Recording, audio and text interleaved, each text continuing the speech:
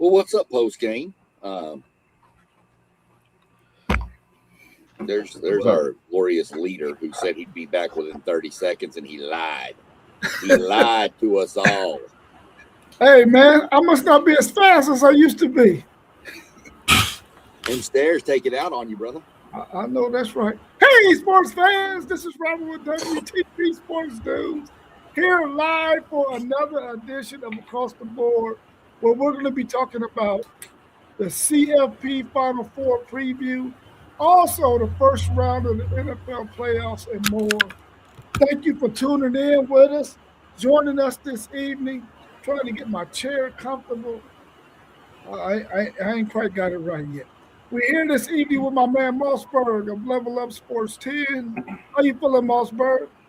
I'm pretty good, man. Just getting in from an evening of basketball practice with the youngsters, man. Preparing for a game tomorrow, actually. And, man, it's just, with everything going on in my life, man, it was just everything, and just shout out to everyone just involved in everything we do, man.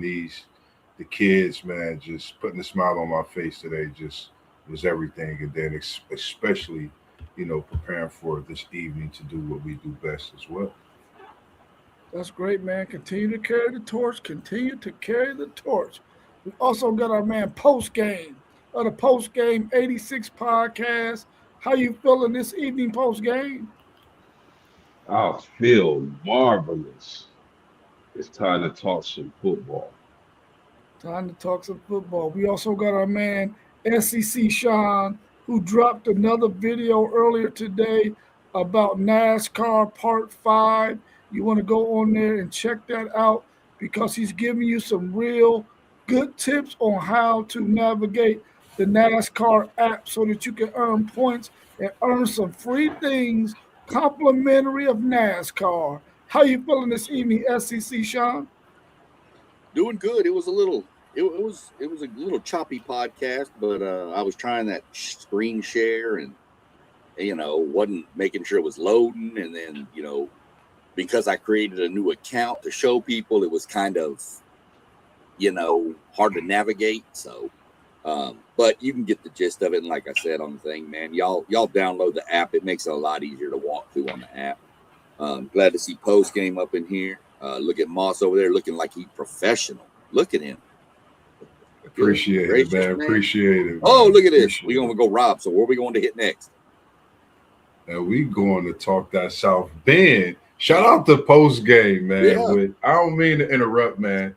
If you have not seen that clip, make sure you go to Post Game. You can check it out on all the networks, but that ND talk, man, it's still going. Views is up.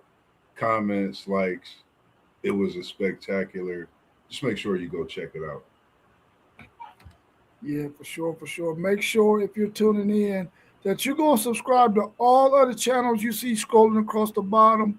You got at WTP for Life, at Level Up Sports 10, at Parlay Po on the Blitzburg podcast, at Post Game 86. You also got City League TV on Facebook and also on YouTube. And we also got our man FanDuel Zaya, who is now doing One Take Zay. Also, we got our man SEC Sean of the SEC Sean podcast scrolling across the bottom as well. Go and tune into all of those channels because you're going to get a different flavor from each and every one of those. Y'all already know, man, it's time. Hit the bell, too. Hit the bell, too, so you get notified when any of us go live. That's right, because we go on live a lot. Let's go ahead and get in some of this NFL action. We all know that the Rams and the Panthers are going to play this Saturday at 4:30.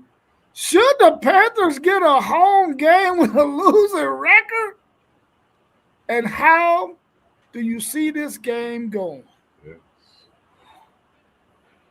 I think this is going to be a downright banger, man. I think you're talking about two teams that actually could win it. And the Panthers, they can come out of the West as well as the Rams, respectively. This Panthers team, man, well deserving with a losing record. A lot of people had them not even marked in the playoff, pretty much in for a draft pick, I'm sure. I was one guy that felt very strong about them and the additions they made in the offseason, as well as what they already had and the adversity they went through to end the season, to start the season, and the way they just continued to play and to see them in the playoffs this year.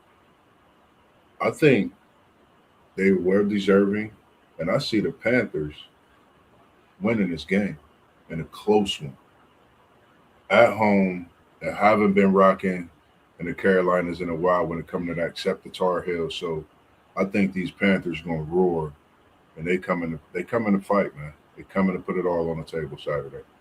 Going with Carolina. If I'm the LA Rams, I'm scared of this, or LA Rams fan. I'm scared of this matchup because I think that the Rams defense is very gettable. And although the Carolina Panthers have not been consistent, I do think they could get hot and torch this Rams defense. Now, the saving grace for the Rams, in my opinion, is that they should Mm, have Devontae Adams back healthy at the wide receiver position. So you parlay Adams with Puka, and the Rams can actually slice up the Panthers defense, especially if they're not able to create pressure on what's my man's name for the Rams, Matthew Stafford. So Matthew Stafford. If they not able to create pressure on him, he's gonna pick them apart. I like the Rams in this game, but I think it's going to be a close game. As far as the Carolina Panthers getting a home game with a losing record, I don't like it. It sucks. But that's how the NFL is laid out. That division, I mean, we talk about the Tampa Bay Buccaneers being banged up for a good part of the season. When you talk about the Atlanta Falcons losing their starting quarterback, though it was shaky at best. So I mean, I don't like that Carolina has a home game, but I guess it's the rules. But give me the Rams in a close game. Should they have a home game with a losing record? No, they shouldn't. But there's got to be some incentive to win your division. It's not their, I mean, I'd say it's not their fault that their division is not good, but I mean, if anybody in that division would have got hot, if Tampa Bay would have stayed hot, this wouldn't even be a discussion. But there has to be some incentive for winning your division, no matter how bad the division is. I mean, it's still at the end of the day is the NFL. Everybody out there is getting paid. So, you know, I don't like it, though. I still think you should just be seeded, you know, just based on your record. But I do see the point of, hey, we won our division. I don't see this game being close at all. I see the Rams mopping the floor with Carolina. I think experience factor from the Rams is going to be so much different. Stafford's been there, done that. Bryce Young, been there, hasn't done that, except for in college. I just think the Rams are a much better team than Carolina. You know, they played in a much tougher division. So, give me the Rams. Give me the Rams 28-10.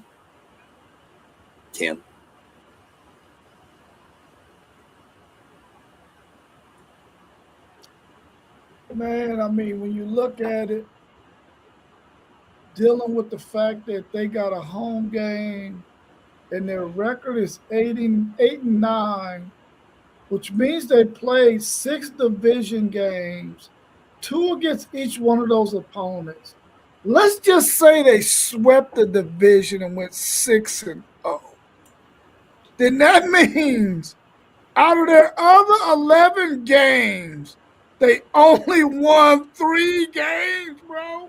3 games. Come on, man. You can't get no home game doing that. That's ridiculous. Now we know for a fact that they didn't go 6-0 because they just lost to the Tampa Bay Buccaneers. So that means the best they could have did was 5-1. I don't understand it, man. There's no way a team can go and win maybe 4 of their 11 freaking non-division games, and they get a home game. They was 5-3 at home, by the way. 5-3 at home. I think the Rams are about to put it on them like they stole their mama's purse. And I'm going with the Rams in this one because I don't think the Carolina Panthers should even be there, even though they beat up on the Atlanta Falcons twice. I'm going with the Rams because they got this kid by the name of Byron Murphy. Byron Murphy. Byron Murphy, let's go. Defensive tackle from out of Texas. I'm rooting for him. I'm rooting for my man Poona Ford, who's also a defensive tackle who many thought would never make it in the league. And he's been there almost 10 years. And they also got my man Jordan Whittington on that team as well. I'm going with the Rams. Let's go, Matthew Stafford. Make me look good on this prediction and go ahead and take out them Carolina Panthers who shouldn't even be in the playoffs, let alone have a home game. Real quick on these Panthers with this. They played in November. Close one. They got them by a field goal. But they've lost to the Seahawks. They've lost to the Bills. They've lost to the Jags. They lost to quite a few teams in this playoff this year. But I think this Carolina Panther team have the Rams number. I don't know what it is. I think they have their number, and they beat them with Nakua and Adams and a banger. So that's another reason why I'm choosing this Panthers team with their back against the wall, kind of like an Ole Miss team in the college football playoff. So I got the Panthers in this one with a big win. Hey, Bryce Young gets a new extension. No one's seen that coming. Yeah, I would just caution my homies, man. I'm picking the Rams like y'all picking the Rams, but I'm telling you right now, that Rams defense can be got. And especially if they can't stop that run with Rico Dotto and Hubbard, and Carolina's at home, man, this could be a really good game. But again, I'm a lean on Stafford and the fact that he getting Devontae Adams back with Puka, and I also think they're going to do damage on offense, but I don't know if it's going to be a blowout, fellas. Yeah, it was a close game earlier in the year, 31-28. I don't think Matt Stafford's going to turn the ball over 3 times again. So, I mean, I don't see him turning the ball over 3 times, and I don't see Bryce Young throwing 3 more touchdown passes. I think Bryce Young tapped into the Holy Grail or something for that game. As far as you were saying, Rob, they were 3-3 in their division. Everybody in that division went 3-3. 3-3. Wow. Yeah, so they went 5-6 against everybody else. Well, what I was saying did sound good, though, didn't it? Oh, yeah. No, it did. But back to my point, though, they don't deserve it. You said they should never host it, but how are you going to what are you going to give them for winning their division? A trophy. Participation ribbon. Yeah, that's about it. But, man, listen, the city of Charlotte is one heck of a beautiful city. Rams players, don't get down there, man. Play the game first and then go see the city. Don't go see the city first, man, because you might not play that well that night. Hey, y'all go down to Charlotte, all you fans going down there. I'm telling you, right there, you're in the central hub of NASCAR. The Hall of Fame's right downtown, and it is one of the funnest things you'll ever do. Yeah. We also got the Bills at the Jaguars on Sunday.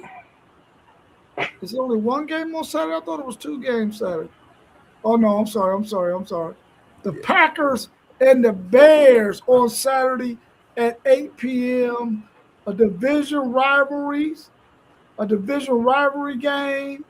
How do you feel about divisional teams meeting in the first round? And what's your prediction?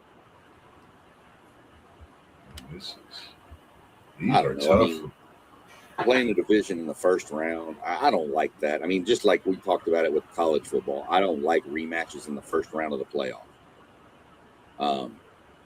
But until you can come up with a different plan of action to make it work better, to where seeding is different, you can shift people around how you want.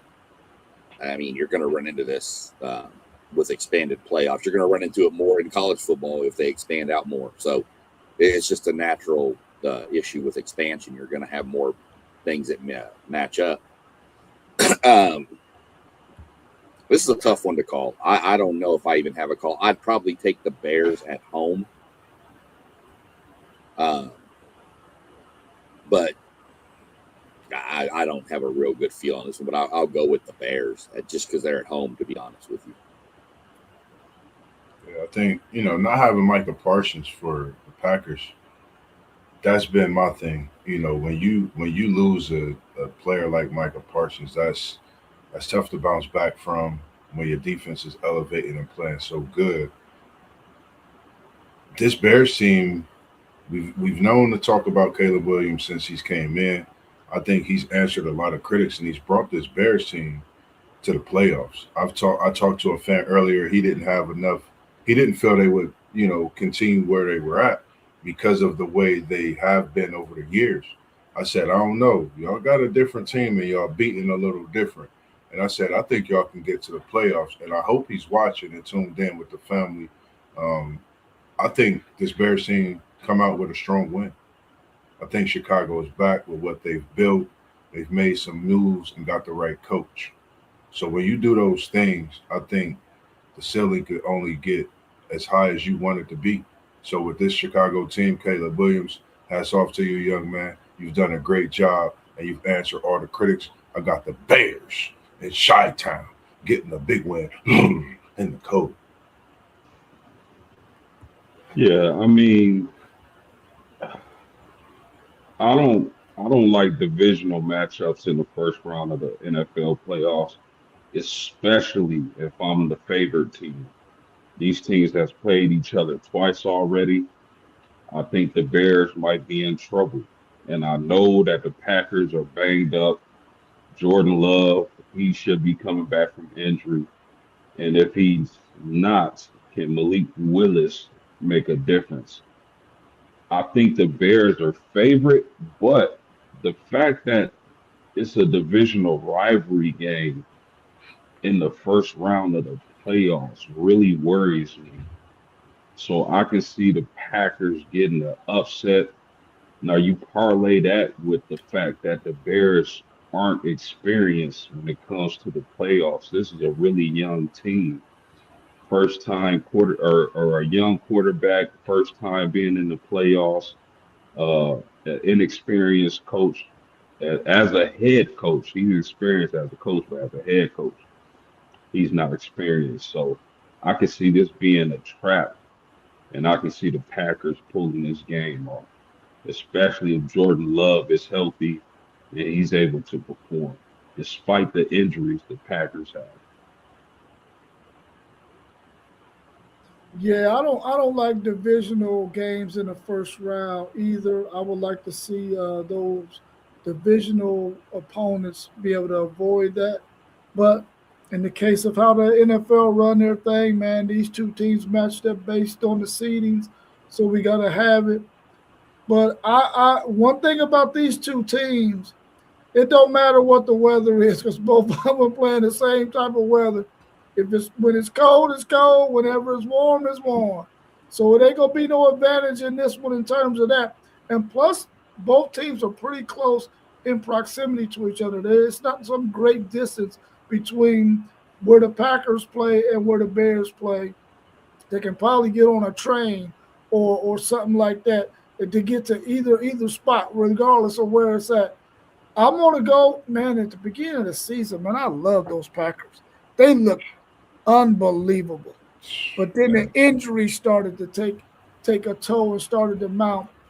I want to go with the Bears, man, simply because the Bears haven't been there in a while. Caleb Williams was one of the players who I was like, is this dude going to be a bust or what?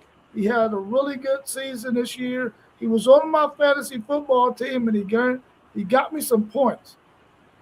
So I'm going to go with the Bears in this one. Is Roma Doomsday back? That's a good question. I'm not for sure. I didn't check the injury report yet for this game. You got an update on that SEC, Sean? I believe he's back. I'm not 100% sure, but I believe he is. Yeah, well, let's hope Roma Doomsday is back. I'm going with the Bears in this one, simply because they haven't been there in a while, and I would like to see them get a win over their divisional rival, the Green Bay Packers. Old Texas Tech man, 9144. Don't you go nowhere, because when we start talking about the portal, we definitely want to mention your Texas Tech team, who is dropping the bag right now. Everywhere. We ain't even started dropping bags yet. Yeah, we haven't started dropping the bag yet. Y'all can't. Everybody y'all want keeps going back to their own school. Yeah, I mean. Oh, real quick. I hate to cut you off, but hey, can we give a quick prayers up for the Shipley family, Jordan Shipley? He was airlifted to a hospital for burns away from the accident on the track. Yeah, Jordan Shipley, the old receiver. Yeah. Yeah, something about what I can get out of it. There was an accident on a farm, and he was burned really bad. Somebody said the tractor caught fire and he couldn't get away from it. I don't know if that's 100%. Don't want to speculate on anything. Just know that that's what I found from one post that was a pretty reliable source stated that he was pretty seriously burnt, and his dad is actually, they life flighted him, and his dad's on his way to the hospital. Bob Shipley is on his way there now. So keep the Shipley family in your prayers. I mean, I know it's a Longhorn, and I know the rivalry, but stuff like this puts a rivalry on a back burner. Oh, for sure. Because I was watching this morning, and I was watching Bob Shipley this morning on Texas football, and so it must have happened after that, because they were on at 9 a.m. this morning, our time. I think it was 1 p.m. their time, so 2 o'clock here. Okay, yeah. Wow. Well, definitely prayers up for the Shipley family, man. We don't ever want to see anything like that happen. So hopefully everything works out well for him and the Shipley family. I think he got a couple of sons. Yeah, so hopefully everything goes well for them. Let's look at this next matchup. We got the Los Angeles Chargers traveling all the way across the country to meet the New England Patriots on Sunday they play at 8 p.m.? At 8 p.m. Yeah, you skipped a couple. I think I skipped another one. Dang. What's wrong You skipped with the me today? Bills. You skipped the 49ers. I knew I was tripping.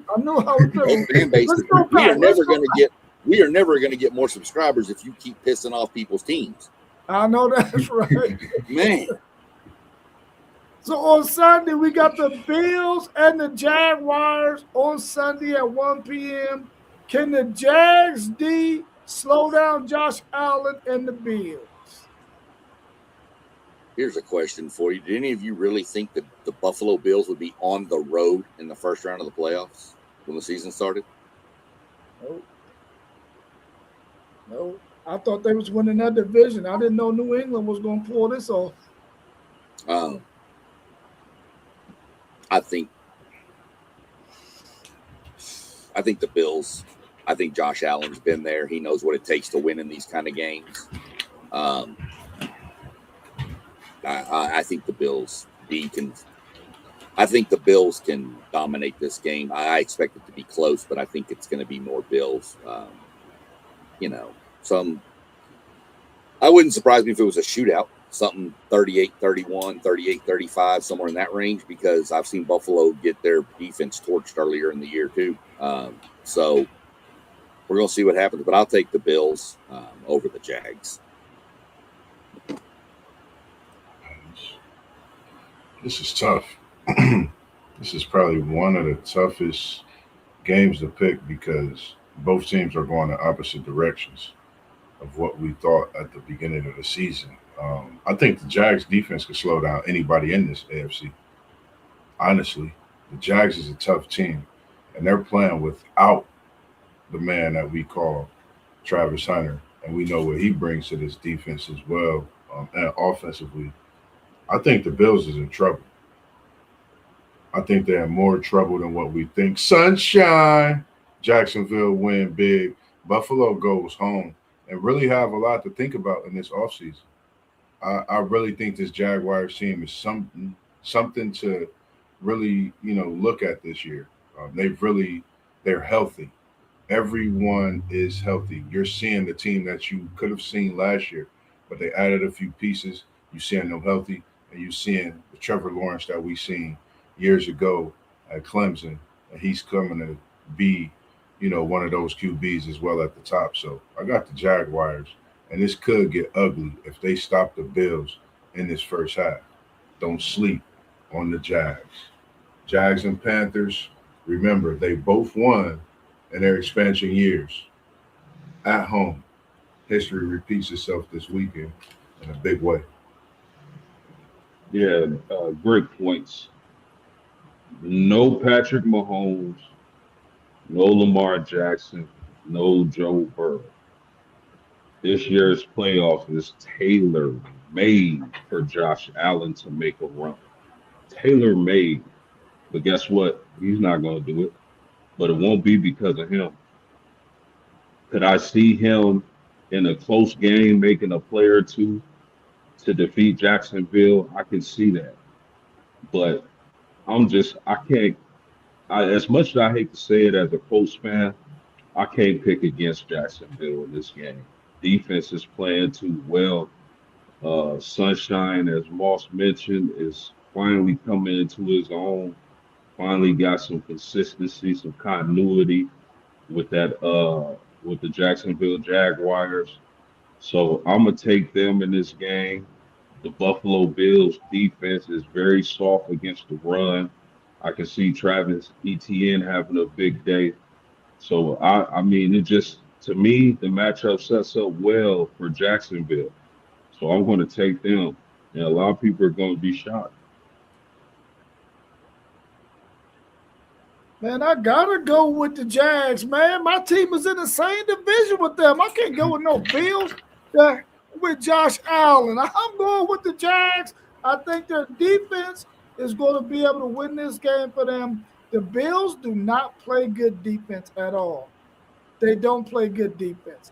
And my man Trevor Lawrence, one take, Zay, you might want to change your opinion on my man Trevor Lawrence. You said he was a bottom half of an NFL quarterback. You might be saying he's more like the middle and up to the bottom part of the top of the NFL because he's balling out this year, man. He's playing really, really well. I think the Giants going to win this game pretty easily. Pretty easily. I'm going with the Jags in this one because I think Josh Allen has himself and he got Mr. Cook at the running back position. Outside of that, I don't know if he has enough help. And you got to think about this Jaguars team. Like being a Bengals fan, I can remember we were that close to losing to the Jags. And this was when Trevor Lawrence had just came in. I felt and still feel very highly on Trevor Lawrence, what he brings to the table. He just went through some injuries. And when you go through those injuries, to the way he's actually bounced back, and now they get the pieces filled in. And like I said, this Jags team, I think, was scary then. I think you're seeing something in this AFC. Lamar being out, like you said, post Patrick being out, Burrow being out. I think this is for Trevor Lawrence. It's Sunshine's time to shine in the sun down in Jacksonville. and threw out the lights when they brightened this NFL playoffs this year. So I think it's for him to do what everybody's been expecting and looking to see. So possibly him and Herbs and Spices in the AFC Championship. I don't know. Man, y'all are heartless. All of y'all are heartless people. Y'all ain't got no love. The poor fans in Buffalo, wide left, wide right, 4 losses in a row in the Super Bowl. Give them people something to cheer for, man. We went wide left, we went wide right. Now we're gonna go right down the middle to win a game. Watch. I got love for Buffalo. This is lined up for Buffalo, like Poe said. No Burrow, no Mahomes. You got a bunch of younger teams in there now, and you're supposed to be the most experienced. What name you forget? What name did you just forget in what you said? You didn't say a name that everybody forgetting. And if only way you smile is when it come out. Who? On a gloomy day. If it come out, you gonna smile. Sunshine. I don't like him. You ain't mentioned his name. Never liked him. It's his time, man. Never liked him. It's Josh Allen's time, man. Cowboy up. Let's go. Wyoming Cowboys in the house. Well, SEC Sean, let me say this to you. My Houston Oilers was killing the Bills. What was it, 31-3? I'm aware. 35-3? I'm aware. They come back and steal a Super Bowl from my Houston Oilers. I ain't never room for the Bills, man. That's why. You got to look in the mirror. To him with Frank Wycheck, threw that ball back to my man Dyson, and he took it to the end zone. We got some get back on them for coming back on us 35-3. Then let it play out. Let Buffalo win so that the Texans can knock them out. I don't like the Texans. I like the Tennessee. You got a problem. See, that's the problem with you. You keep jumping around too many teams. You like Mossberg. You got 75 teams. I got one team per sport. No, you don't. You got 2 in football. You got Florida State, Notre Dame, sometimes Miami. You all up in Jacksonville, Cincinnati. Come on, man. I'm doing what I do. You like that Dr. Pepper Sunshine got to commercial. get the love. You like that Dr. Pepper commercial with that dude, that Western mascot. You see the Bengals winter cap. You see the Bengals summer cap. That's who they nation. I seen you the Bengals Crocs. You ain't bought them yet? Nah, I ain't. For what? We ain't even get to the play. What was I about to get them for this season? Why not? Why should I? Them is playoff Crocs. You don't get to the playoffs. I'm not getting them Crocs. Who they nation understand? I got NASCAR. Who they nation understand? What y'all think about this statement from old Texas Tech man 9144?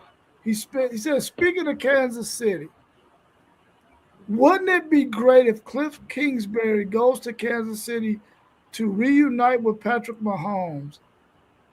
Do y'all think Andy Reid would do something like that? Cliff Kingsbury's coming to A&M as a quarterback coach.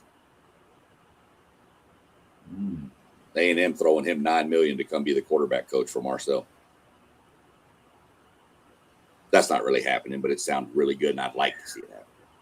Man, I was about to say, who? That we got money. Man. We don't care. We throw it all over. We don't care. Come on, Cliff. That would be nice. I would like to see that. That would be nice, and you never know, especially coming off of an injury, as devastating the injury that it is.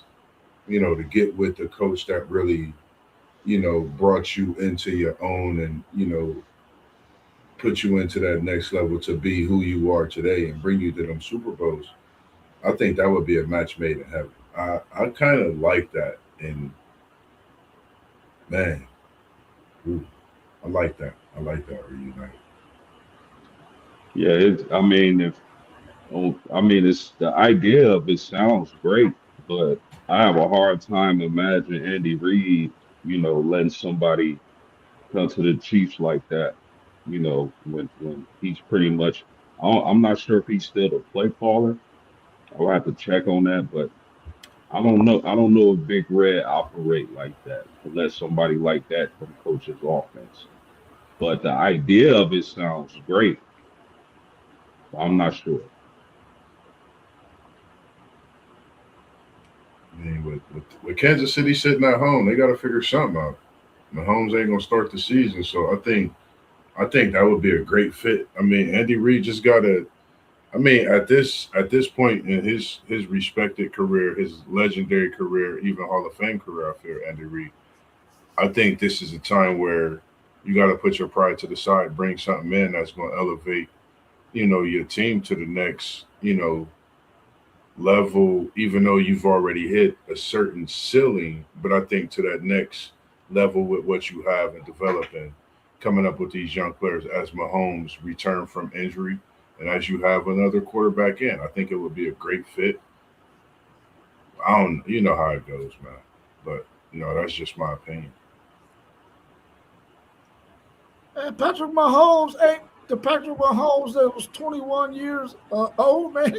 He up there now. He can't sling it like he used to can sling it. He can still throw the football, but he ain't that dude that was at Texas Tech. I don't want to see Cliff Kingsbury get in there. Let Andy Reid do what he do. Kingsbury, you could go somewhere else and coach. Go to Texas Tech. Marcel Reed, he could use you. I mean, not Texas Tech, but Texas A&M. Go to Texas A&M because they can use you because they got to find an answer to that problem that they got in the state of Texas. This one, what they gonna do with them? They got an issue they got to fix because it ain't going nowhere. We're going to do the same thing to you that everybody's doing to your coach. We're going to stuff him in a damn locker. Wait. My granddaughter's already practicing for you. Man. She's already walking around the house throwing horns down all day. She's 2 years old. She's throwing them down. Why you mess her up like that, man? Oh, She's going to be a smart one. Heck no. She's going to be smart. I'm banking on that one to hurry up and get grown so she can let Grandpa retire for real. I know that's right. What y'all think about the 49ers at the Eagles on Sunday at 4:30? Does the 49ers have enough to keep up with the Eagles? The Eagles seem to be. Go ahead, Post. I don't like the 49ers defense, and I don't like the Eagles offense. It's just way too inconsistent. They haven't been able to run the ball like they did last year with Saquon Barkley. And even Jalen Hurts, he hasn't ran the ball as effective as he had in the past few years coming to the NFL. Uh, so I mean, I'm gonna give the Eagles the nod in this game slightly, just because I feel like the 49ers defense is so terrible, man. They got a lot of key injuries over there in San Fran. So I like the Eagles. I like Saquon Barkley to have a big day. I like the experience of this team.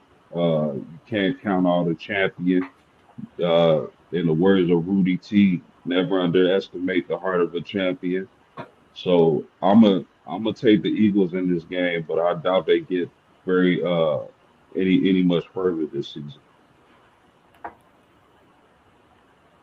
I totally agree with you. I'm feeling the same way. Inconsistency on one side or the other, same. Eagles and 49ers, same way. Could it be, like you said, that breakout game for Saquon? What are we going to see out of Jalen Hurts? The one thing that I remember when we mentioned the name Jalen Hurts is when he was sitting there with that Super Bowl trophy.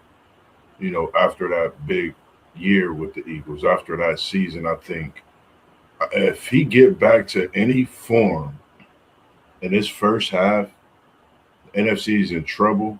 I got the Eagles winning this game, and we can't forget that they brought a player that they retired from that Super Bowl team out of retirement. And the Eagles' run defense has been a lot better. They're looking a lot faster on the defensive side. It's just their offense. If they catch up, it could get scary. So that's just something to watch out for with this Eagles team. Offense catch up, it could get ugly. Defense is really kicking.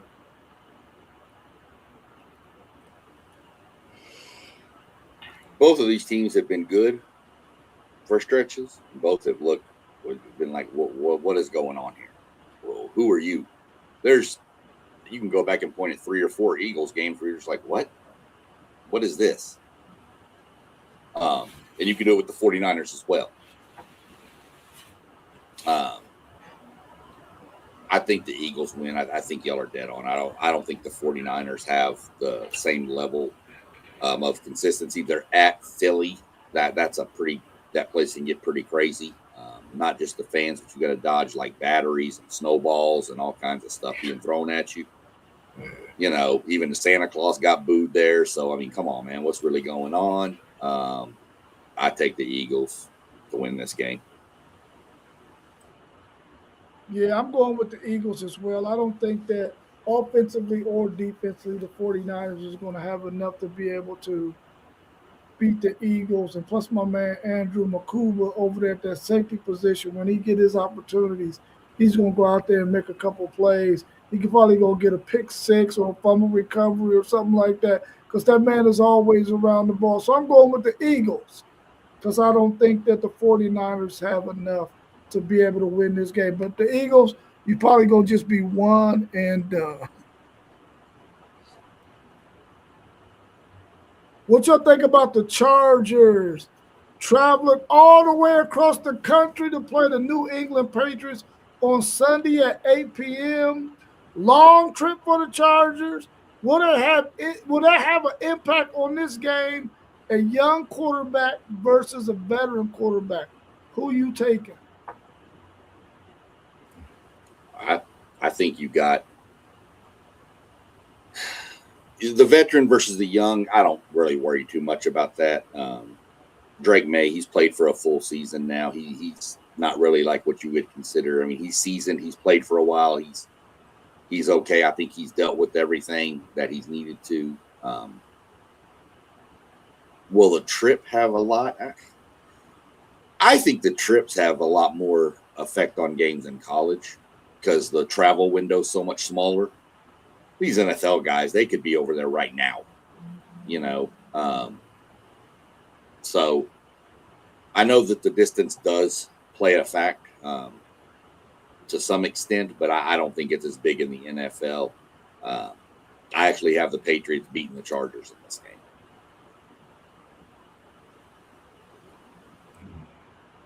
Man. The Chargers going out to Foxborough in January. I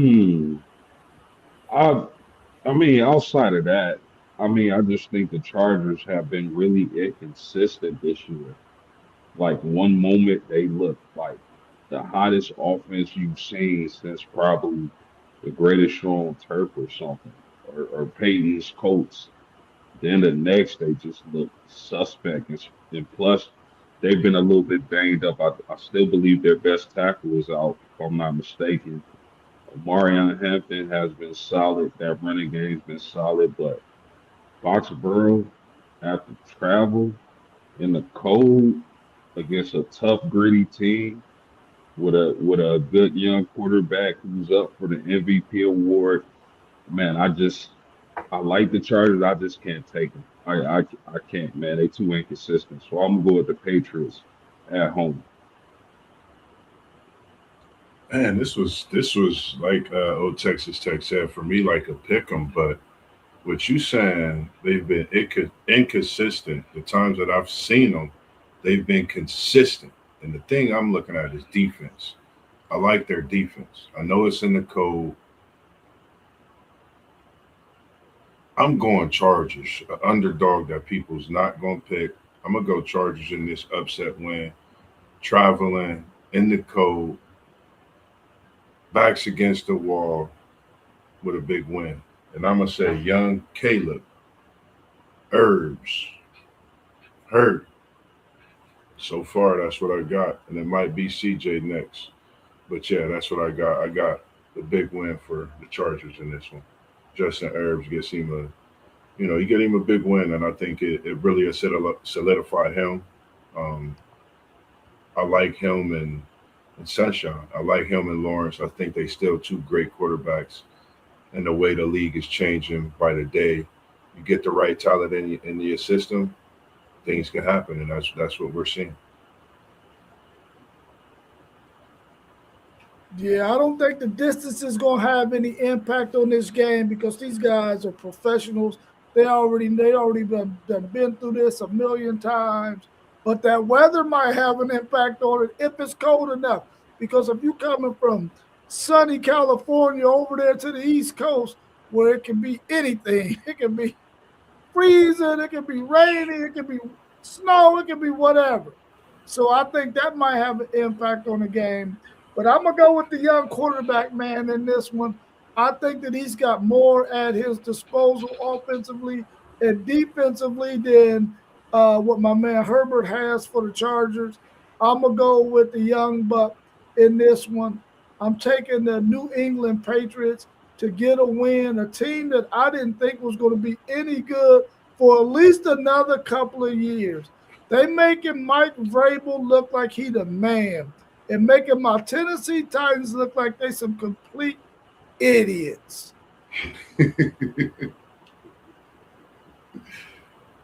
What's your thoughts on the Texans traveling to play the Pittsburgh Steelers in Steel Town on Monday night at 8:15? Whose D gets it done? Can this make or break Tomlin's time in Pittsburgh? This is probably, for me personally, the toughest game to call because I really like the Texans defense. I really like CJ Stroud, but the Pittsburgh Steelers just seem like that story this year. That team that catches fire out of nowhere and makes a run. I don't know why. I just got that feeling about the Steelers, man. I know Aaron Rodgers is not what he used to be. I know that defense can get got in Pittsburgh, but man, I don't know because Houston's offense can get stagnant. You know, they can't get stagnated, man. But that defense is awesome. So I'm having a really tough time picking this game. I'm a man. I can't. Rodgers might be a sitting duck, man. I can't go against the Texans. I'm gonna take the Texans, but I wouldn't be surprised. I wouldn't be surprised if Pittsburgh found a way to win, man. They got some You said, savvy veterans. you said he might be a sitting duck, man. It's crazy because I'm a Bengals fan and I'm sticking with the North in this one. A little biased too because I got a guy from Florida State, Jalen Ramsey. He's made a big difference in that secondary over at Pittsburgh. So I just like the way, even though that defense in Houston is something special. We know what they do. They can bring pressure, bring heat. They hit you. They intercept it. They do everything. But I think I'm gonna take Pittsburgh at home. Like you said, being one of those teams and how they fought through so much, not just adversity, but when you talk about a Hall of Fame coach and Mike Tomlin being questioned about having a job the next season, all he's done is win. And I think that's what Pittsburgh gonna do this weekend to keep hope alive and keep the naysayers talking about Tomlin in his tenure at Pittsburgh because I think he stays whether Pittsburgh win or lose. But I got him winning this weekend at home. Yeah, I think Tomlin's safe even after the loss. Um, Houston's defense is just going to harass Rodgers. I just the only thing I don't like about this is what I don't like about the seeding. This game should be in Houston. Houston is by far the better record, but they didn't win their division, so they got to go on the road. Luckily, I looked up the weather. Not supposed to be snowy or rainy or anything in Pittsburgh. It's supposed to be cold, so that's a plus. By the way, the weather in Foxborough shows like sleet and stuff in the morning and early afternoon and then gone by the time the game starts. So could be cold up there for them Chargers. But I'm going Houston. Houston is this is the sport that I really do have two teams I root for. One is the Bengals are my first team, but Houston is my second team. Not mainly because that's where I'm from. So I like the Texans a lot. I like what D'Amico's done with that defense. That defense is nasty. He just went out and got headhunters and put them all over that field. They take the ball away from you. I think the Texans win this. I expect it to be a good game, but I think the Texans win by 7 to 10 points. This is a game I could actually see like 17 to 10 type score. Pretty much first 1 to 20. If anybody gets to 20, probably first 1 to 20 wins the game. It's just the way I see it with the defenses out there. Yeah, I definitely believe that the Texans defense is the one that gets it done in this game. They have a really, really, really good defense. They can get after the quarterback. Old man Aaron Rodgers is probably going to be looking up at the clouds because he's going to be on his back quite a bit. Also, I just think it just comes a time when you just have to say to yourself, Coach, you did a fantastic job here for as long as you've done it, but at some point, history just catches up with you, and you just have to make a move. And I think it's time for them to go ahead and make a move and move on away from Mike Tomlin. Probably because I would like to see my Tennessee Titans pick him up. But I think the Steelers got to move on from Tomlin. Even though he's been the winning, he's never had a losing season ever at his time at Pittsburgh, which it seems like he's been there since Franco Harris, rest in peace, has been there. So I think that they got to part ways with him, man. It's just time. Time to get some new blood in there, some new ideas, somebody who's going to bring something fresh into the building. And the Pittsburgh Steelers is a job that I'm quite sure there's plenty of coaches that want to go and play for that organization because that is one of the best organizations in all of professional sports. I Well, guarantee Rob, you somebody's going to want to go there. my bad. I just wanted to say, as regards to your Titans, John Harbaugh is out there now, right? Yeah. We don't want John Harbaugh. We don't want a Harbaugh nothing. Would you take Morris? Raheem Morris as a defensive coordinator, yes, but not as a head coach, no. You wouldn't want John Harbaugh to build that Tennessee Titan team? I want my Tennessee Titans to stay as far away from the Harbaughs as possible. They gonna hire the Harbaugh since you said that. As far away from them as possible. Tennessee hire one of the Harbaughs. Fair enough, man. Fair enough. Yeah. That name just carries a negative vibe, and it might not be nothing that he's ever done to attain that, but his brother just, man, I don't know. I don't know, man. I could do without them. Let's talk a little bit about I'm telling you, Sark. Go get him. Nah, I want Sark to stay where he at. Nah, Sark ain't staying there, man. Y'all wanted to leave. Y'all wanted to leave so y'all can have a chance. Don't give a shit. Sark's going to the Raiders, and then Manning's going to follow him as the number one pick in the draft. Watch. Listen, he would make a mistake by going to the Raiders. The Raiders is an organization. But then he can take Arch with him. You don't want to play for. They're not the Raiders of old. Their organization is in turmoil. Yeah, it's in turmoil. Let's turn our attentions to the transfer portal. The transfer portal has been open for 5 days. Why haven't we seen more of the top players in the portal choose a team yet? Because the money ain't right.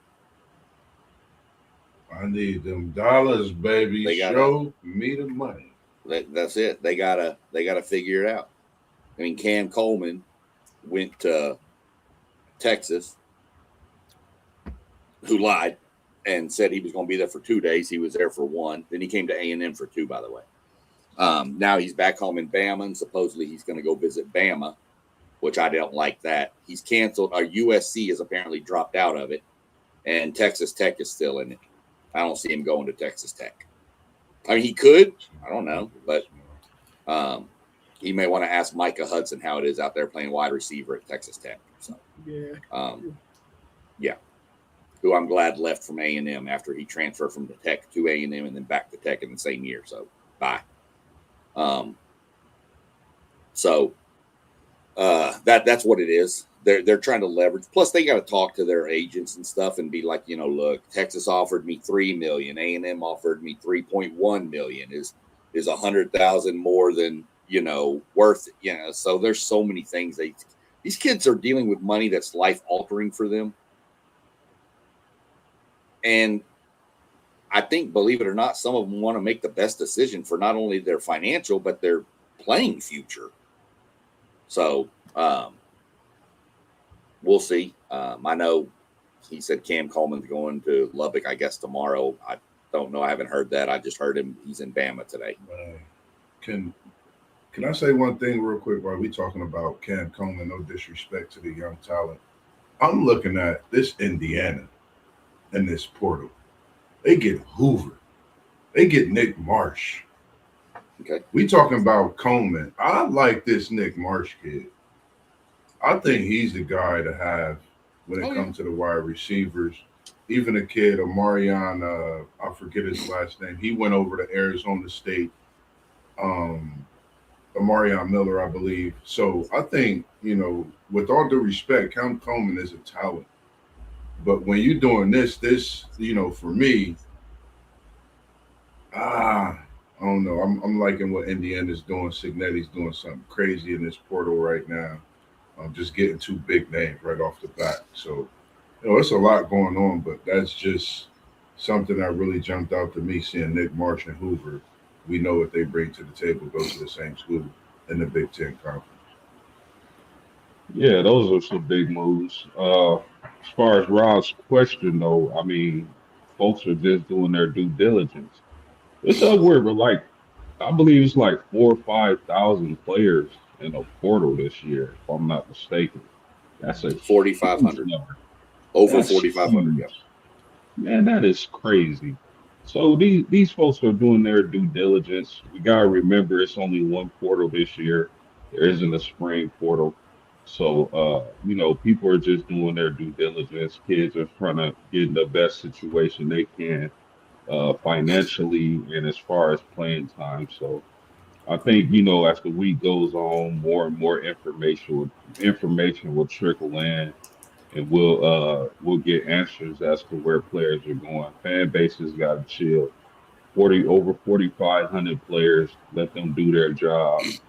So the news will trickle in as the week goes on. Then, like you said, I think it's just a new. You got to get used to everything. You don't know which coaches is going where. It's been a coaching carousel as we see. So, like family, it's a lot of things that people have to put in place before they make a choice. And some of these decisions are life-changing decisions, as we've seen over in just this short time. Life-changing decisions. So, with that being said, I think it's just going to be more of that we see with them not choosing a team just yet, but I think that's a lot of the reason.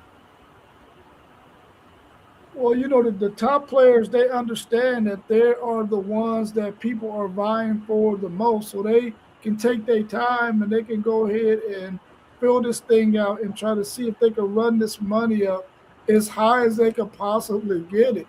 But once those top players, once those dominoes drop, then you're going to start to really see some of the other dominoes drop. Now, it ain't going to be 4,500 players, though. All 4,500 of them, you're not about to find no new home. So you better figure out something quick, because you might not find a spot to land. But as far as those top-notch players, they just filling this thing out like everyone said, and eventually they're going to make them a choice, and hopefully they make a really good choice. Because if I'm Cam Coleman, you got to think about it like this. Do I want to catch passes from Arch Manning, Marcel Reed, Ty Simpson, or Sorsby if he goes to Tech.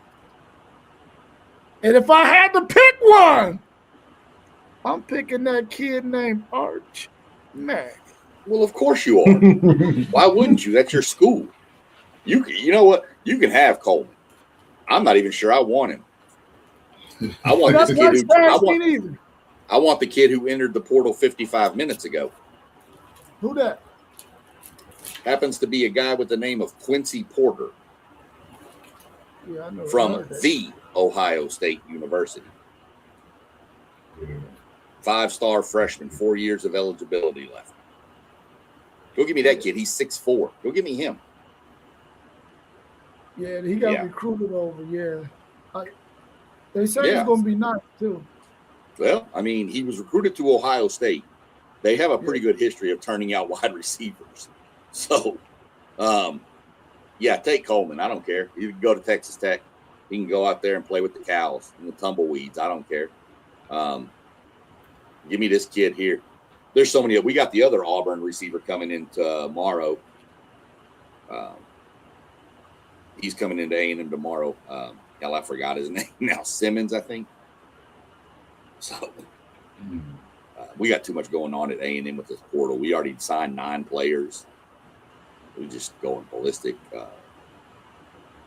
We'll go through your questions because I see you got other portal news. I'll throw some other stuff out there that's popped off. We hit the next question for you, though. We go in order. Cool. Is 48 hours too long of a time period to allow a team to wait before filing a player's portal paperwork?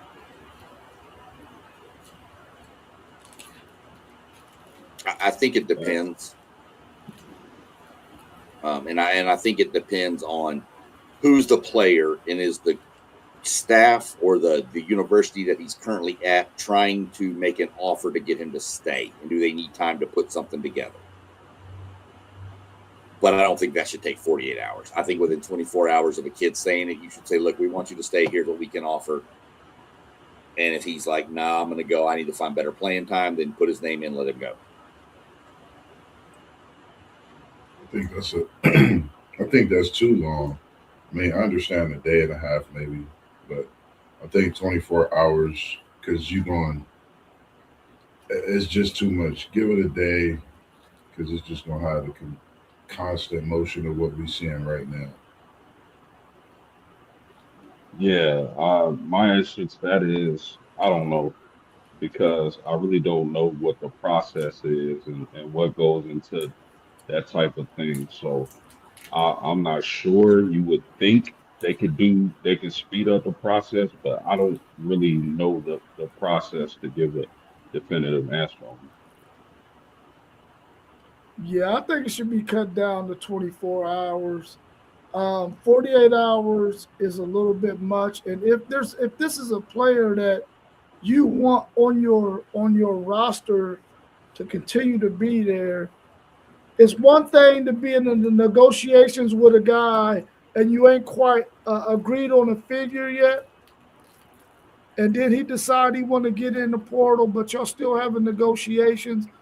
I can see that lasting 48 hours. But if this is a guy who you've already come to terms with and y'all don't think y'all going to reach an agreement, it shouldn't take you 48 hours to file that young man's paperwork. It should be in there within 24 hours, man. So I would like to see that get sped up to the end, because you should already know what players are planning on hitting the portal. So I would like to see a 24-hour window as opposed to a 48-hour window.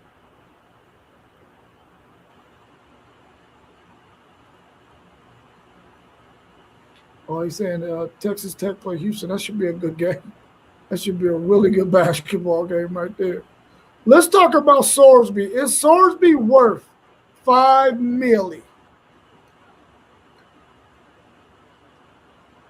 From Cincinnati? Nope. No disrespect. I like his game. He's a good player. I mean, we've seen Cincinnati season make a total turnaround within the game's his absence. But $5 million. $5 million. That's Beck money. But I'm gonna just leave it at that. I would pay him $5 million. If you're asking me, no, but maybe to somebody he is. But I wouldn't think he was a $5 million quarterback. He's a good player, but I don't know if he's $5 million good. 5 million for Sorsby tells me you don't have any other quarterbacks on the roster you trust, and you needed a name. That's what it tells me. Miami Beck is getting 6 million. That's fine. Sorsby passed for 2,800 yards in the Big 12. Come on, man, get out of here. You can talk all you want. Marcel Reed threw for 3,200 in the SEC. So I mean, come on, don't give me the that stuff. And Beck also had been out of Georgia too and had played in a lot of meaningful games. Sorsby hasn't. That's what I'm saying. You pay Beck $5 million, so you just gonna pay Sorsby $5 million. He's not worth $5 million. That's all I'm saying. That's my point. Is That's that crazy. tells me, like I said with my first statement, that tells me you don't have another quarterback on the roster for next year that you feel comfortable with. Those are some really good points, fellas. But could they have went out? Why did they go after Sorsby though? All the quarterbacks that are in the portal. Well, if you, our buddy over here, Old Tech Man, he's been saying it for a while. He saw Sorsby going there because his girlfriend is going to play volleyball there. Yeah. And, you know, that's going to play a lot into it. So they probably could have got him for a cheaper discount with his girlfriend going there, but, you know. I don't want to be disrespectful and say the wrong thing, but it's not no Kelsey Swifty type thing, is it, man? No, it's not even a Paul Skeens, Libby Dunn type thing. I mean, it's just a dude and his girlfriend. And she happens to be a volleyball player going there, and he's a quarterback, and he was available. So, I just and I hope guess that Texas Tech is better at volleyball than Cincinnati is. I don't know. I just hope that they could just be like they could let them be students and be athletes and not interfere with all that. Because like some people will take what I said and misconstrue it, but what I'm saying is don't put them in the spotlight. Let them be students. Let them be athletes. I don't You know think what I you'll see mean? that. That's all. I don't think you'll see You know that. how it go. You know, but I mean, like I said, I don't know. I guess Texas Tech's better at volleyball. I do know who's better at volleyball than all of them. Hey, you got bragging Yeah, I rights. watched. You got bragging rights.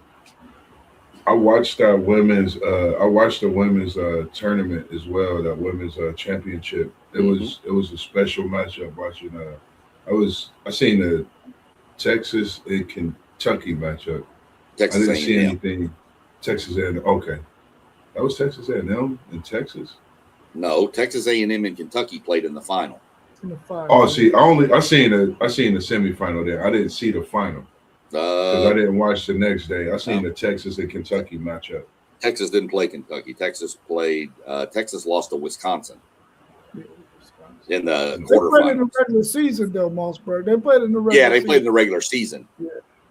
I was watching something the other night, late night. I don't know if it was what it was, but it was that women's volleyball because I seen Spears there. He is supporting his daughter, so Yeah, she played for definitely a Texas. good Yeah. watch. Okay. yeah. It was probably a replay of a game. So yeah, they do Yeah. that a lot. Well, this time next year, if Sorsby has Texas Tech in the semifinals, then yeah, he's worth that $5 million.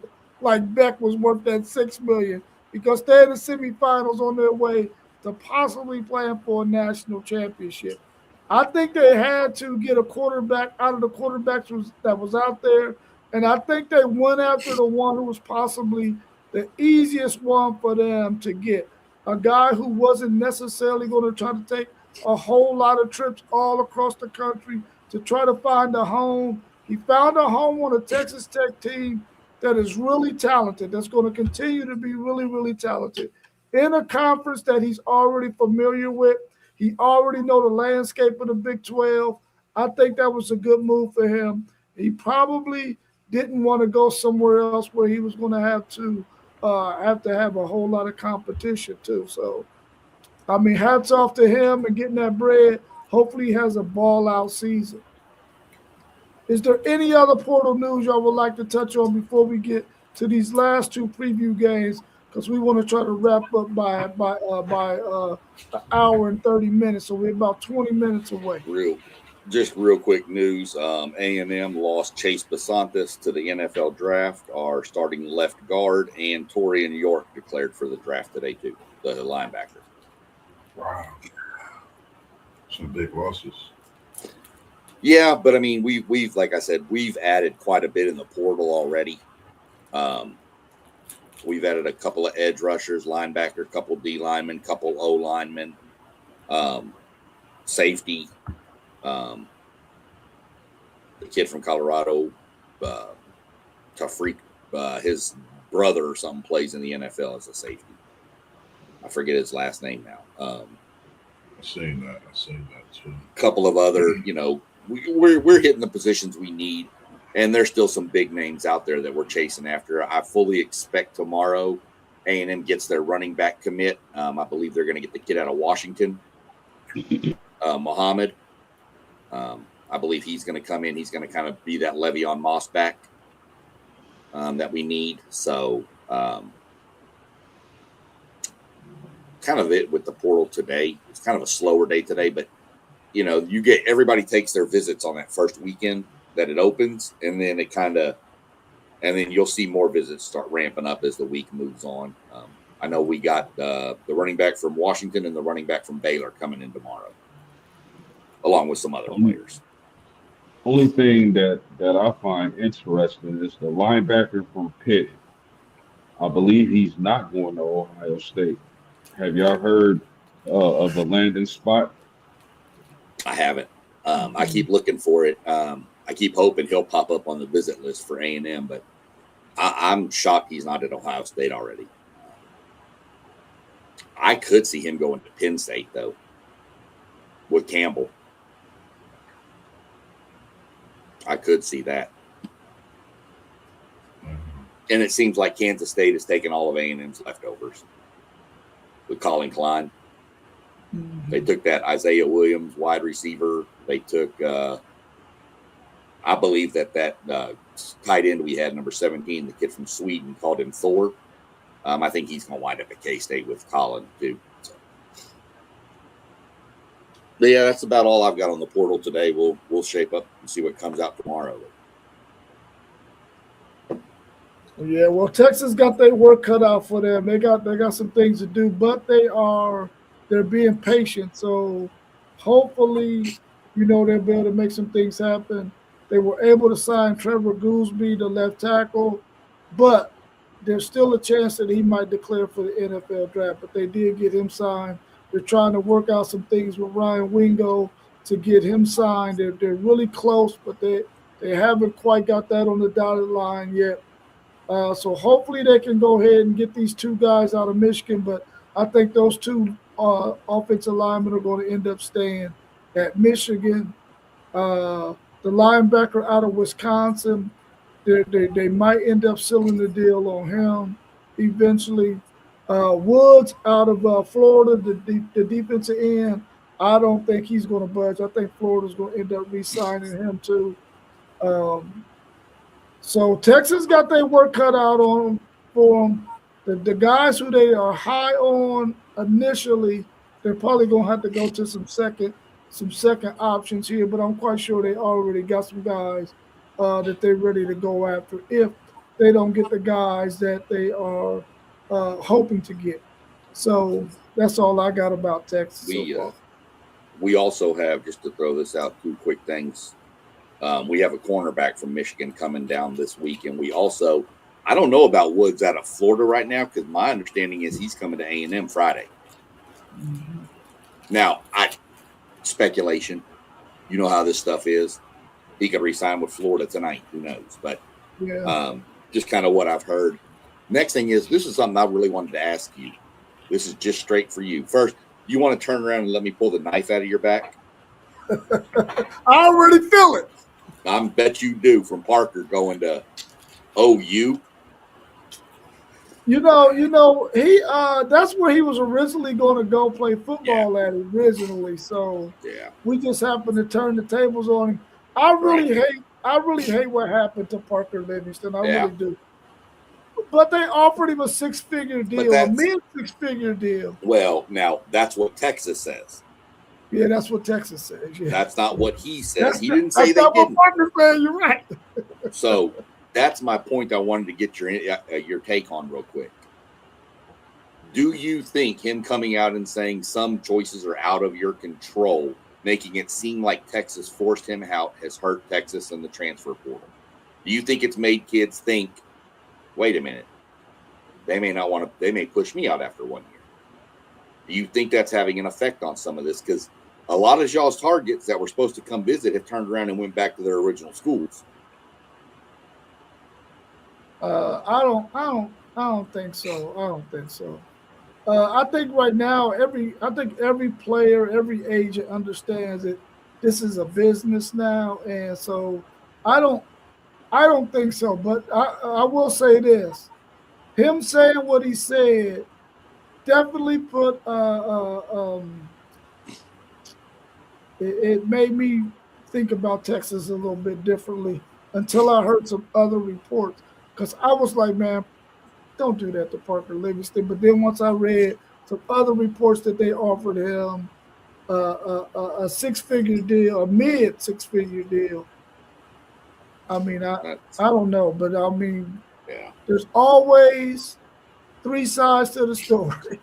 You know, And ain't none of them Texas, fully right. Parker, and then the truth. So Right. yeah. Yeah. But best of luck to him. I hope that he shows out when they play each other, man. Just a quick thing on the quarterback from USF going to Auburn. I think Auburn would just be a team to watch. Just really will be a team to watch. I think they're revamping and reloading. I know what they had young. So, I'm going to keep my eye on Auburn like I did Carolina in the NFL. I'm going to watch Auburn throughout. Auburn's going to take a couple years This will take a couple years to rebuild that roster. They're losing quite a bit. Both receivers. I think they're losing a D end. I think Missouri's stud D end went into the portal today too. I mean, it's Auburn's going to take a while to rebuild. In the SEC, they're going to take a while to get the guys that who needs to compete. Yeah, it's going to take a little while for them.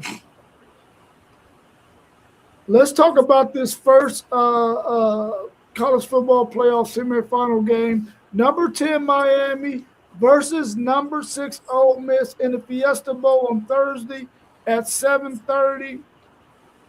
Where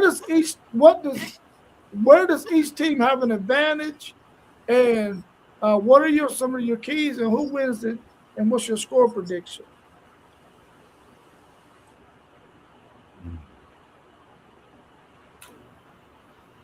Tough I think game. Miami does. Yeah, for sure. Go ahead, you got it, Post. Man, listen. We all know that Miami has a heck of a pass rush, heck of a D line. They're a physical, brutal defense. They proved that throughout the season. They proved that with the win against Ohio State. Uh, I think the key to this game, because we know they're going to get pressure on Chambliss, but can they get him down? Can they actually hit him? Because he has escapability and he's able to make plays on the run or plays with his legs.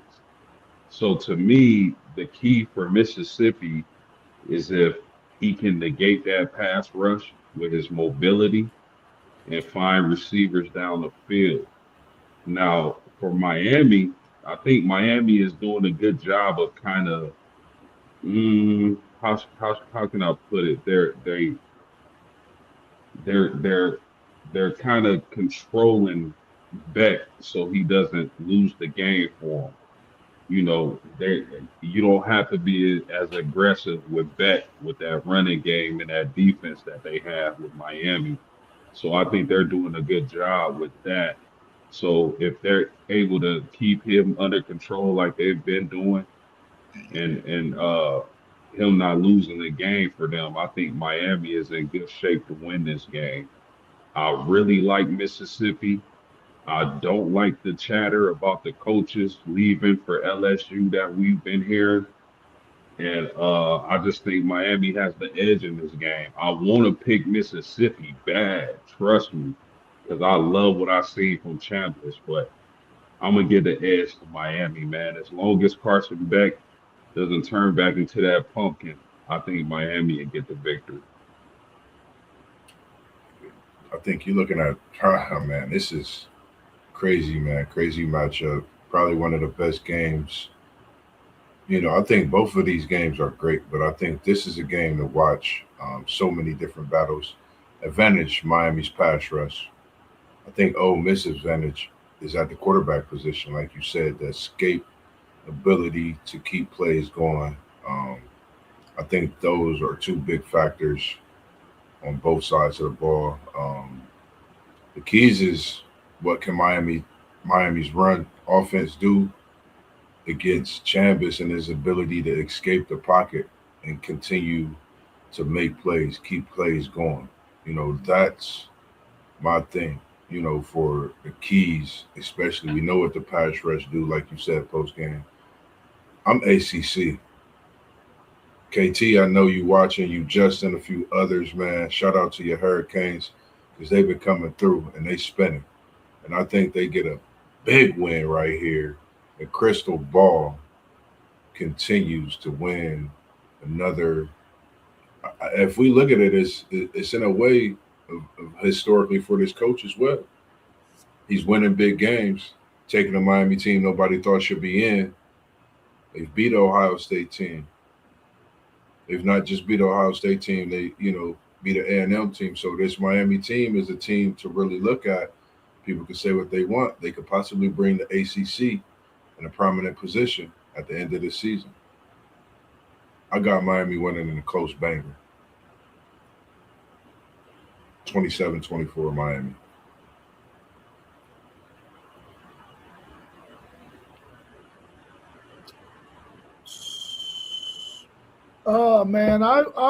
Man, I would like to see the SEC get to the championship game, but it's not gonna happen, man. I'm taking Miami. I think that the fact that Miami has those two bookends, and then they can send some pressure from the corner or safety to sort of keep Chambliss contained. Georgia was blitzing with a corner without having any pass rush from their ends, and he was able to escape that stuff. I think that Miami has had a chance to look at that film, and they're probably going to send another guy from the second level to be able to keep him contained so that he can't spin out and go the other direction. So I think Miami's going to have a game plan for his legs in terms of him being able to escape and throw down the field. So I'm going with them in this game. I think the advantage for Miami is the fact that they're going to be a little bit more physical, like they have been in both games so far, than Ole Miss. The physicality that they're going to bring, I don't think Ole Miss is going to be able to do that for 4 quarters. So I'm going to go with Miami when it comes to the physicality as one of their advantages. And I think that they understand that we don't have to put to win games, we don't have to put it all on Carson Beck's shoulders. It's all on Chambliss' shoulders, though. Even though Lacey is a really nice running back, they're going to really need Chambliss to make plays for that. So I think that's another advantage and another key in this game. I'm going with Miami to win it 24-20.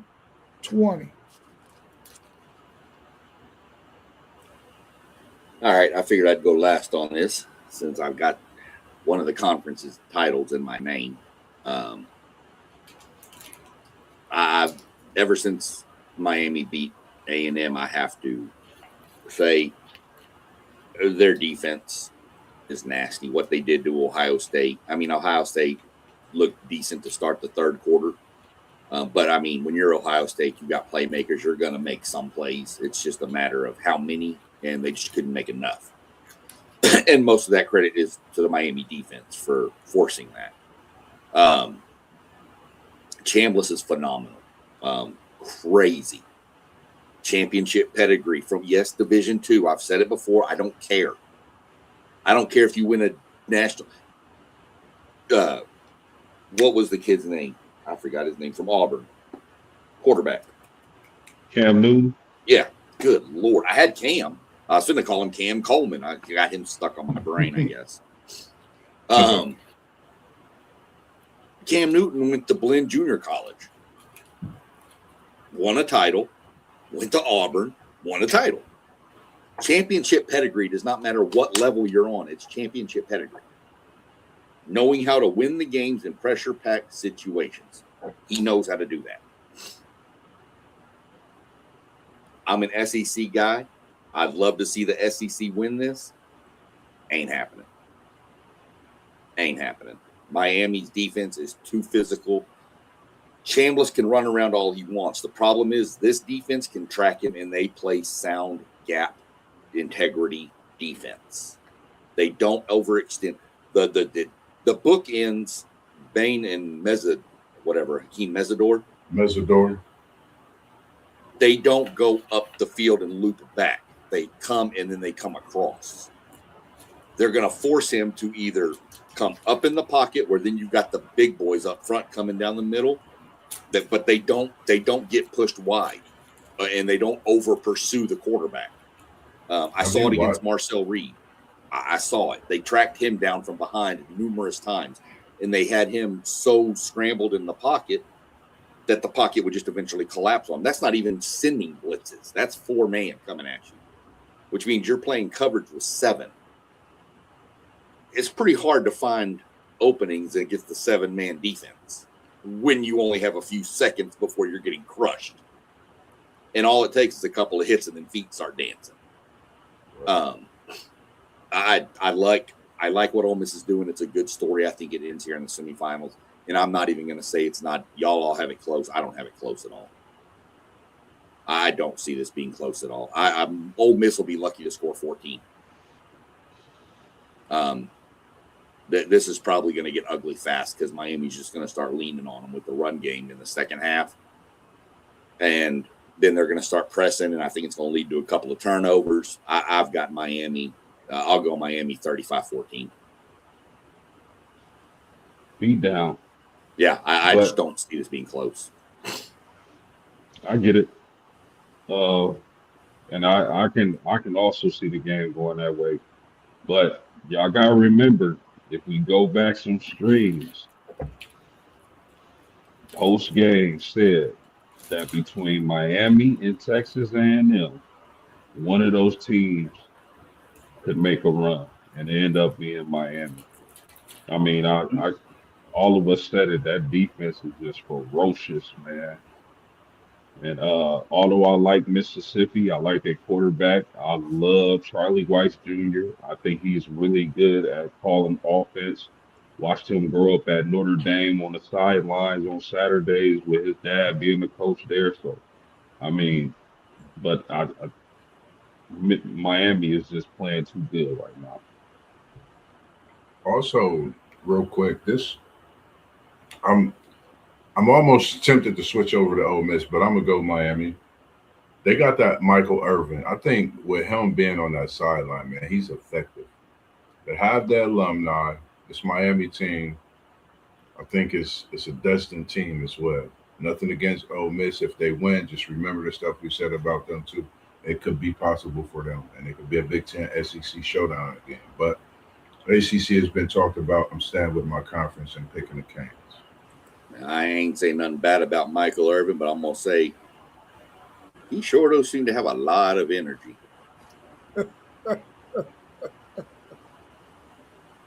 Hey. Need that. He's got to be drinking Monster Energies or something. Man, he got a lot of energy, man. Hey, man, listen, he makes my head hurt. What's your thoughts on number 5 Oregon versus number 1 Indiana on Friday at 7:30. How does each team improve on their regular season matchup, and who has the advantage defensively versus offensively, and who wins, and what's your score prediction? I'll jump first on this one since I don't really have a dog in this fight at all. Who has the advantage in a second matchup, the offense or the defense? I say the defense because the defense has already seen what the offense wants to do and they have time to correct against it. Yeah, you can make changes to your offense, but most major colleges don't do a lot different with their offense later because it can throw things off, timing off and stuff. It's extremely hard to beat a good team twice. We saw that last week. Ole Miss, Georgia was a prime example. I even went to bed because I figured Georgia was up 14 or whatever. I thought, oh, this is over. And I looked at the score and went, whoa, okay, what did I? So I had to go rewatch the game. So that's my thing is I think the defense has the advantage in a rematch. I think Oregon needs to realize that Indiana's good. I'm wondering if in the first matchup they didn't think, oh, that's Indiana. They're okay. Yeah, they were in the playoffs, blah, blah, blah, blah, blah, and kind of take them a little lightly. I think Oregon's playing a lot better football right now than they were back then, too. So I wouldn't be surprised. I'm probably going to call the upset here and say Oregon gets them really, really close. 27-24, somewhere in that range, 3 to 4 point game. But I'm going to go with Oregon over Indiana. I'm with you. How does each team improve their defense? Well, improve on the regular season matchup, my bad. Oregon just have to win. Indiana just have to win again. It's that simple. I think the defense has the, advantage in this one. Like you said, SEC Sean, knowing what you had to do defensively with maybe throwing a few wrinkles in there to make them think something outside of what you actually doing. This is a tough one too. You're talking about two teams that's both elevated, two coaches. And I'm going to say this. Could it be the changing of Kirby being that top coach to now one of these guys being that top coach in college football, along with what we see in both of these programs doing coming into the 2026 season? I'm going with Oregon. I know Sig has got these Indiana Hoosiers rolling.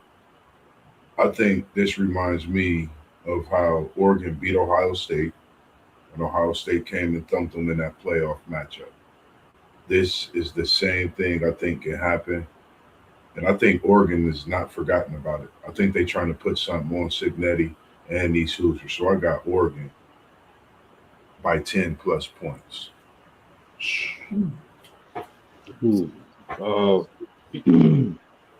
Really, for me, this is a tough game to call. If you would have asked me last week, I would have said Indiana is going to win this game. But the closer and closer we get to this game, I'm starting to like Oregon a little more. Um, for the simple fact that it's tough to beat a team twice, a good team twice. Uh, Both of you guys made some really good points about Oregon. But the key for me in this game is going to be Oregon's offensive line, man. Can they stand on business? Can they create opportunities for that rushing attack? That's going to be key for me. I know it might seem or sound cliche, but I really believe Oregon's offensive line is going to be the key to this game. I don't if Oregon gets to the point where Dante Moore is pressing, trying to make plays downfield, they cook. Because I've been hearing a lot about that Indiana zone defense and how it's been confusing a lot of quarterbacks this season. Uh, I feel like Oregon has gotten better, but Indiana has gotten better also, in my opinion. Uh, I just think that, um, like the guy said, it's tough to beat a great team twice. So I just feel like Oregon somehow, some way, is gonna find a way to win this game. And like I said, if you would have asked me a few days ago, I would have said Indiana easy. They so well coached and disciplined, man. It's extremely hard for me to pick against IU. But I just think that Oregon's gonna find a way to get the job done. I think they're gonna stun Indiana. Yeah, how does each team improve on their regular season matchup? It's going to have to come down to Dante Moore making sure that he doesn't make those mistakes like he made in that first game. And if he can do that, and that offensive line, like you said, post game can hold up and find some running lanes for the running backs in the run game, they could take advantage of some things against Indiana. The thing with Indiana is they just got to continue to be disciplined, continue to be fundamentally sound, continue to do the things that they've always done all season. They got to make sure that they are in position to make plays and tackle in space. Because Oregon is going to try to take advantage of their athleticism when it comes to getting their skilled players in position in matchups one on one with some of the Indiana players. Indiana is an older team, which means they have a lot of experience. They know what they're doing. They're not going to make a bunch of mistakes. What Oregon is going to have to do is force them into missing some tackles, which they're a really, really good tackling team. Who has the advantage defense versus O? I believe that Indiana's defense is better than Oregon's defense, but I think that Oregon's offense is better than Indiana's offense. So it's going to go both ways, you know. So it's going to be a pretty even push. And I know that Indiana's offense is really good. It is. It's a really fundamentally sound offense there. They're not going to make a bunch of mistakes. Their offensive linemen are going to false start. They're not going to miss blocks. Oregon, the way they played defense last week against Texas Tech, is going to have to play that and then some. But I feel like they can get the job done. I'm going to pick Oregon in this game to win a very, very close one that may come down to either making the final score, whether it be a field goal or a touchdown, or keeping Indiana from scoring on their final drive. But I'm taking Oregon to win this one in a close one, 3 points or less. Anything y'all want to add about anything that we discussed, or we can go ahead and get ready to wrap it up? I'm going to tell you, Michigan survived tonight in basketball, 74-72 over Penn State.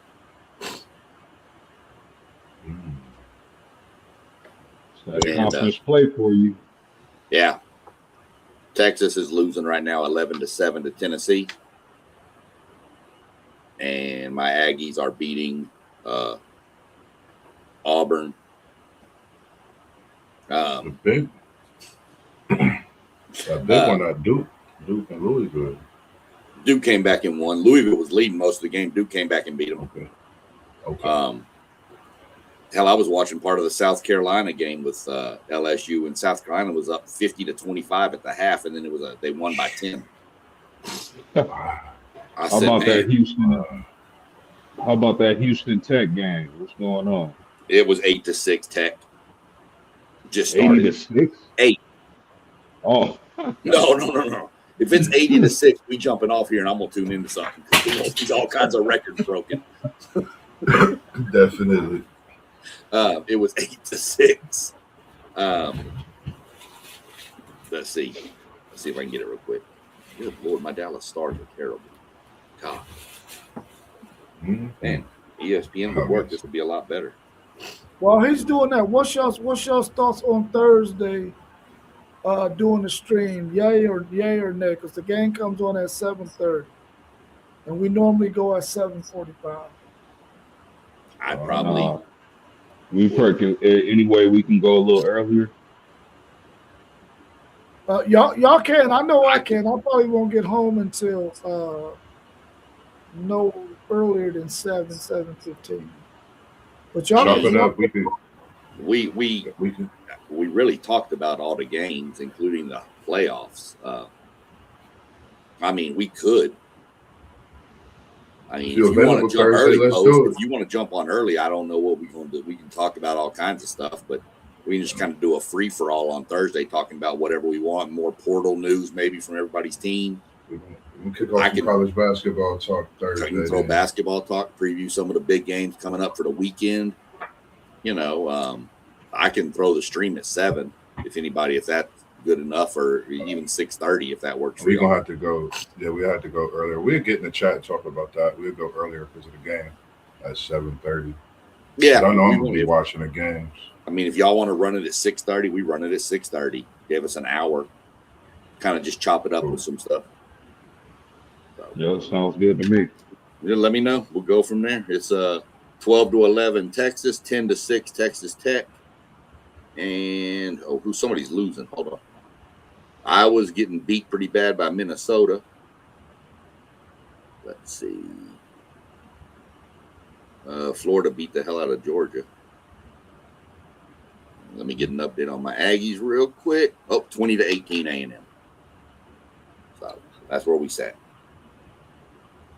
Well, if anything, tomorrow I'll be having a conversation with Miss Melissa Graham. We'll be talking Notre Dame football, as well as just giving a little season review of that, as well as talking Duke basketball and NIL talks. Melissa came on earlier this week, last week with Mr. WTP for Life, and they did the season interview with post game on Notre Dame, and it was one to see. So make sure you go back and watch that. Once I seen it, I was enticed to double back and get a part 2. Me and post game is going back and forth trying to schedule a part 2 of that season review as well, to dive deep into some of the talk that we've been seeing and some of the feedback as well on that video we dropped. And like I said, man, just make sure you always locked in and staying in tune with us. Shout out to all the people I've been able to meet. I met a guy yesterday at the University of Cincinnati. It was a pleasure to meet you. I can't wait till we actually talk and hopefully to get some things done soon. Outside of that, man, conversations with Mossberg will be definitely more in depth this year. I'll be opening up into my own story, my own personal story, from growing up a humble kid in the city, man. I call myself a city kid, and I'll be able to let you guys, let the world into, my life and some of my upbringing, some of those things as well. We're in the works of that, man, post-game talking and working on that. So definitely just stay locked in with us. Like I said, the conversations are going to get more in-depth this year, trying to take it to another level. Might be a couple tears shed through the streams, but it's nothing if it's not authentic, man. That's what we bring it to you, and I can't wait till we dive into it, especially my story. But make sure you stay tuned in to all the channels. Parlay Pro, if you see it's a Blitbirds podcast, postgame 86, WTP for Life, City League TV. We got One Take Zay, and we're going to get that in there for y'all. Make sure you go check out that page as well as City League TV, SEC Sean as well. And we're going to have the great Griffey Griff as he gets his schedule going, and we're going to have him on here as well, man. But outside of that, man, we always love what we're doing and bringing it to you. Live, uncut, straight raw, straight authentic. This is what we love to do, man. Quick reminder, anybody that watches this, if you're interested in getting free stuff, go watch my NASCAR to set up your fan reward stuff. Question was out there today, gave the answer to that question in that chat and in that podcast, and that video, whatever you want to call it. Tomorrow there'll be a Powerball where they give away more free points, and then Thursday another question. I'm going to be posting the answers to the question in a post on my YouTube page. So if you subscribe, go look at my post. You'll get the answer every Tuesday and Thursday. I don't know what time I'm going to post them. Probably around noonish Eastern time. I'll post them.